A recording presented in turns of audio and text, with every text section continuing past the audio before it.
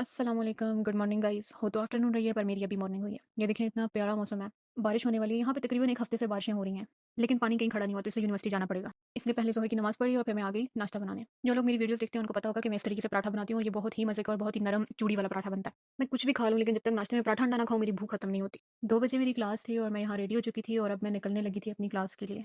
Get ready वाला कोई clip नहीं आया, वो इसलिए कि मुझे खुद भी नहीं पता कि इस घर के कौन-कौन से कोने से कौन-सी चीज़ मैंने ढूँढ के पहनी है। Relax guys, I am not a messy person. मैं अभी-अभी शिफ्ट हुई हूँ तो मैंने अभी तक अपनी वार्डरोब सेट नहीं की है। लेकिन सेट करने के बाद भी मैंने यूनिवर्सिटी ऐसे ही उठ के आना है क्योंकि आफ्टर ऑल हम फाइनल ईयर स्टूडेंट्स हैं। और जो लोग भी फाइनल ईयर स्टूडेंट्स हैं कंप्यूटर साइंस मेजर में तो वो मेरी बात से रिलेट करते होंगे। व्यू चेक करो, इतना प्यारा मौसम था और इतना प्यारा व्यू था कि दिल ही नहीं चाह रहा था यूनिवर्सिटी जाने का। खैर, यूनिवर्सिटी जाने का दिल तो वैसे भी नहीं करता मौसम प्यारा हो या ना हो। ये इतने प्यारे फूल थे यार, ये लगे सोसाइटी के अंदर हुए हैं पर ये फेंसेस से बाहर आ रहे थे। ये है हमारा बस का अड्डा, सॉरी स्टेशन। ये है मेरी यूनिवर्सिटी और यहाँ फेस स्कैन करने के बाद आई केम इन। ये है मेरी डॉमेट्री और यहाँ पे मैं अपनी फ्रेंड का वेट कर रही थी। डॉमेट्री के बाहर इतनी ग्रीनरी और इतने प्यारे फूल लगे हुए हैं। फिर हम आ गए अपनी क्लास के लिए और ये बाजी यहाँ रास्ते में खड़ी हुई कह रही थी कि नहीं जाना क्लास, बटा मार दूंगी। तो मैंने कहा आज बटा मारो या गोली मारो, क्लास तो मैं जाऊंगी।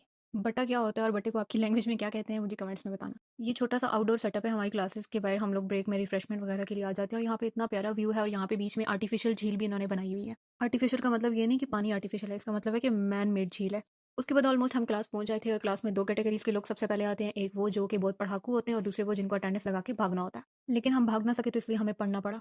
अब ये सर हमें कुछ तो समझा रहे थे पर हमने इनकी बात का यकीन नहीं किया। फिर इन्होंने एआई खोल के हमें यकीन दिलाने की कोशिश की लेकिन हमने फिर भी यकीन नहीं किया। फिर मुझे याद आया कि अम्मी कहती हैं कि पढ़ने वालों की तो शक्लें ही और होती हैं, इसलिए मैंने गिव अप कर लिया और मैं चली गई सब्जी लेने। बाहर आई तो हल्की-हल्की बारिश शुरू हो चुकी थी लेकिन मुझे चुल थी तो मैंने जाना था सब्जी लेने।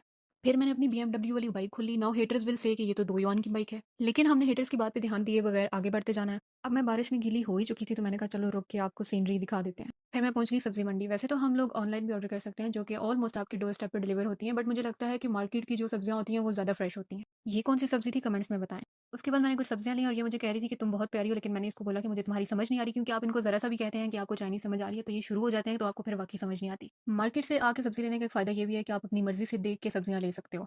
ये सब करते हुए मुझे लग रहा होता है कि मेरे अंदर जो है ना वो अम्मियों वाली रूह आ गई है।